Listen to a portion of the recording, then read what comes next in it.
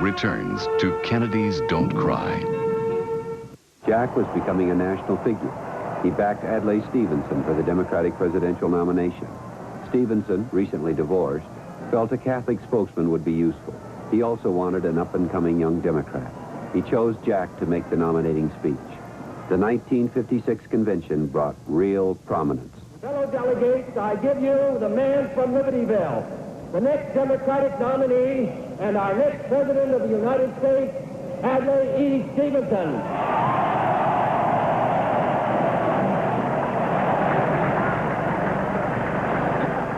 At this point, Jack made a wrong move. Adlai Stevenson threw the choice of his vice president to the convention. Jack jumped for it, against his father's advice, and he missed. Joe Kennedy thought Adlai couldn't win and didn't want the defeat blamed on Jack. Jack was disheartened. Mr. Chairman, with thanks to this great free Democratic convention, I request that my name be withdrawn in favor of my colleague, Senator F. Siskey Barber. Hello. Surprise. He didn't like losing, but in the process, he had tested himself on the national scene and set his aim directly on the presidency. Ladies and gentlemen of this convention, I want to take this opportunity first to express my appreciation to Democrats from all parts of the country, north and south, east and west, who have been so generous and kind to me this afternoon.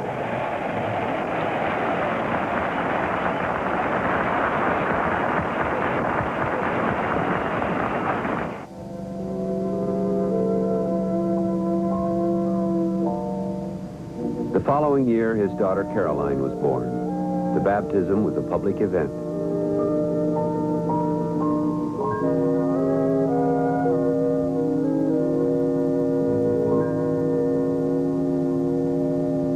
Then Jack ran for re-election to the Senate.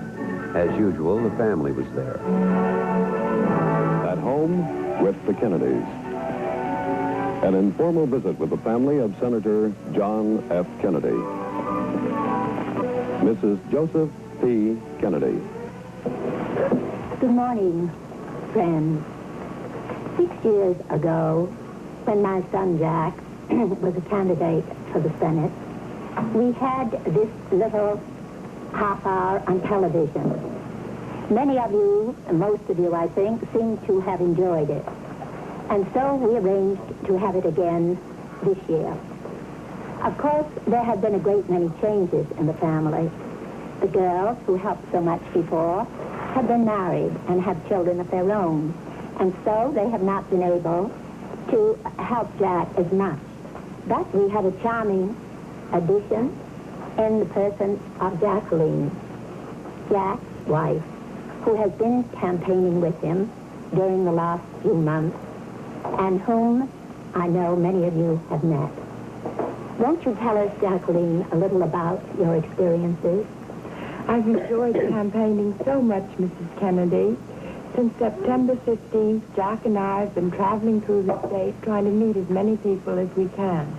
Your youngest son, Teddy, who, as you know, is campaign manager, set up the schedule for us last summer, and now he joins us whenever he can get away from law school on weekends. We visited 184 communities, and I think slept in nearly every city in Massachusetts. And we must have shaken hands with nearly everyone in Massachusetts, too. Well, congratulations, Jackie. And congratulations to Jack that he found a wife who has so enjoyed the campaign. Of course, with us it was a little different because we were born into a political atmosphere. But with you, it was quite a new experience. I know. Jack has been ungallant enough to say in speeches that you've been campaigning for 65 years. I realize, of course, that he refers to Grandpa Fitzgerald carrying you around in his arms when he was mayor and you were a tiny baby. Well, that is not quite true, because in those days, of course, the women did not have the vote. The first question is, how many babies did you kiss in this campaign? Well, I didn't kiss enough, I guess, but I did manage to. There didn't seem to be much desire on their part, but in any case, we saw a lot of mothers whose hands we shook in. The publicity was reaching the people and the You are a politicians, Democrat. but there were hurdles on the way to the presidency. Jack's youth, his inexperience, and he was a Catholic. No Catholic had ever been elected president. The liberal wing of the party felt nagging doubts about him. Jack's liberalism seemed too recent. But as Jack said, Hubert's too liberal and Lyndon is a Southerner and less liberal than I. We all have handicaps. Maybe this is the time. Caroline now. All the Kennedys were enthusiastic. Joe Kennedy enjoyed the action too, though he had to stay in the background while helping to push his son to the presidency.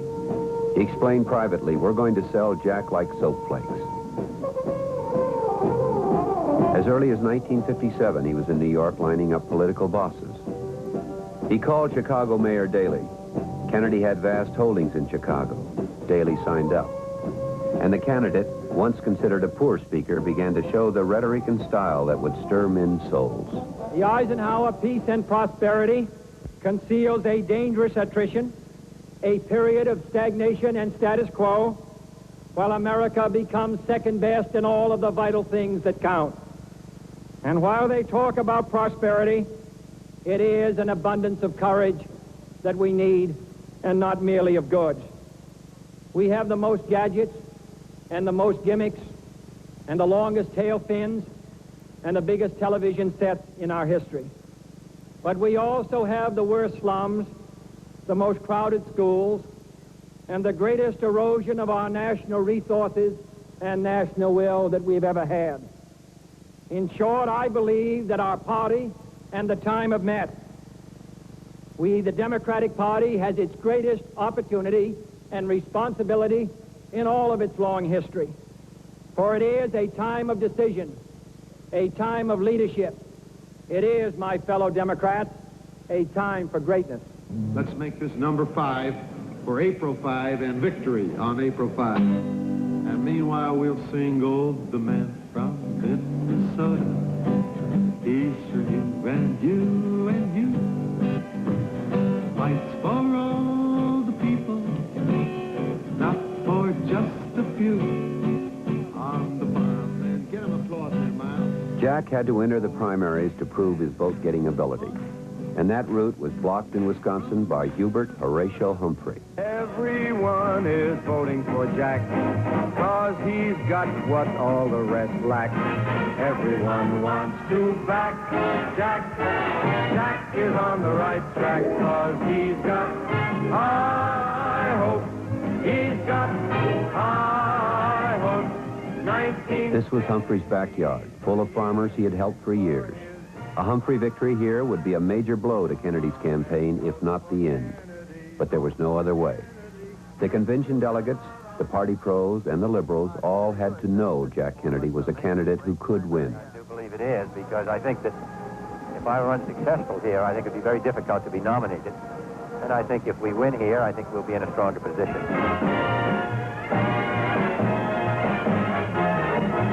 K-E-double-N-E-D-Y. Jack's the nation's favorite guy. Everyone wants to back Jack. Jack is on the right track, cause he's got high hope. It's been a good campaign in many ways, even though we've had a little difficulty getting our opposition to want to discuss the issues. Mr. Humphrey and I may differ on because I think we agree on many things. What I think we're trying to decide here, what the people of Wisconsin are attempting to decide, is which candidate can best lead the Democratic Party in the election of 1960.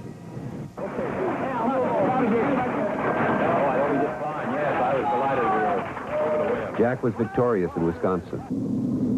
Then it was on to the primary in West Virginia. Another fight against Humphrey. Well, I hope we're going to do well. I guess we'll know better by the time the votes are counted. I cannot come to you with great wealth. I cannot come to you with a political machine, if that's what you want. I don't have either, but this is not something that should be handed around as if it were a gift or a plaything. It is the most responsible job in the world, the most difficult one. And whoever seeks it, and whoever gains it, whatever may be his name or his political party, must be prepared to give his life to it and to his nation. want to say, however, to you folks here, the senator... There was a surprise in store for the Kennedys in West Virginia. Tests indicated an easy victory. However, Kennedy's Catholicism had been overlooked. The voters in this primarily Protestant state soon expressed their hostility. The politicians followed, and the press latched on with front-page stories. I would like to say that all 340 pounds of Matt Reese is for this man here for the presidency. Some of Jack's advisors, including his father, wanted to ignore the religious issue. Jack thought differently. The question of a candidate's religion seems to be discussed more and more as the primaries go on, and it has been brought up here in West Virginia. I must say I don't agree with this. I think the United States Constitution settled this whole matter of religious freedom far better than we can today. It provided it in two ways. First, in Article 1, it provided for the separation of church and state. And secondly, Article 6, it provided that there shall be no religious test for office. I hold that view. I came to West Virginia of my own free choice. It happens to have probably the fewest of my co-religionists of any state in the United States. But I'm running for the presidency, not on this question. I'm running because I think it's a most serious time in the life of this country. The overriding issue of the campaign became religious tolerance. A West Virginian could demonstrate his tolerance only by voting for Kennedy. The issue drawn, the tough Kennedy team attacked Hubert as a puppet and tried to cut off the flow of his campaign money.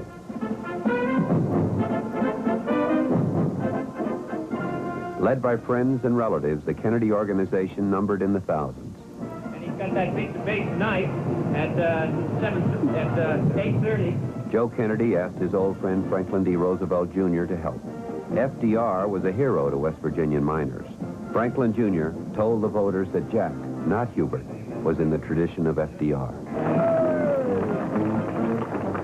No money for television, no money for printing. I say, where are the buttons? We have no money. So I say, all right, we'll just knock off the whole day, cancel out the program, and we'll get on this telephone. I'll call my friends in Minnesota. We'll call them in New York. We'll call them in Washington. We've got to raise the money. The investment and the strategy paid off. Humphrey had been swamped. By convention time, Kennedy was the obvious front-runner. But Adlai Stevenson and Lyndon Johnson were still in the way. An enthusiastic last-minute Stevenson rally at the convention failed.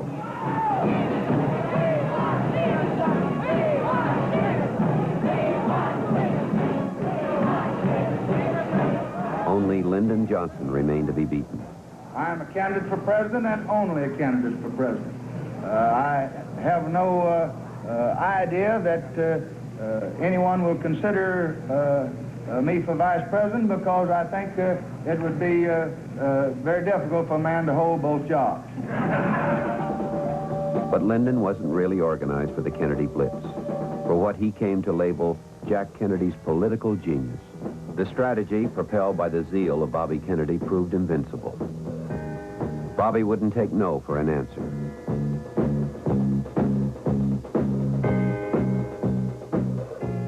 He begged, threatened, cajoled, and charmed. He browbeat and intrigued. He was a man obsessed. His singleness of purpose brought a reputation for ruthlessness and enemies, among them Lyndon Johnson, who had no great love for the Kennedys. Bobby tried to keep Johnson off the ticket. He thought Johnson would harm Jack's chances. Jack's appraisal was different. Johnson, he decided, was of utmost importance to the ticket. Without him, it would be difficult to fight Nixon in the South. The liberals might object, but this was a risk he had to take. After giving the matter careful consideration, I felt it as my duty to accept. It's with my knowledge and consent that I'll be nominated this evening. There were those who said it required considerable pressure to make you determined to join Mr. Kennedy. Is that true? No, that is not true. I'm very proud to be on the ticket with Senator Kennedy. I don't submit very easily to pressures, and I've had no pressures in this connection.